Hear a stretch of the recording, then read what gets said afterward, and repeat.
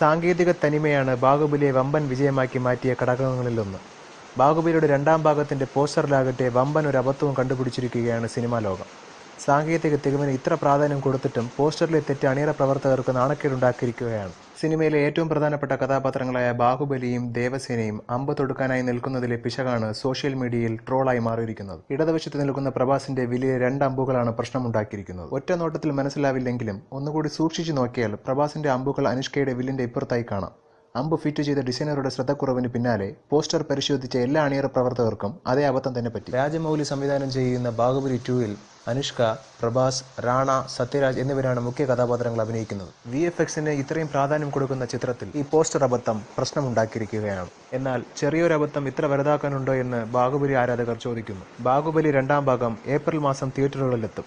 ബാഹുബലി 1ാം ഭാഗത്തെ വെല്ലുന്ന ഇഫക്ട്സ് ചിത്രത്തിൽ ഉണ്ടാകുമെന്നാണ് പ്രതീക്ഷിക്കുന്നത്. കൂടുതൽ സിനിമാ വിശേഷങ്ങൾക്ക് ഈ ചാനൽ സബ്സ്ക്രൈബ് ചെയ്യുക.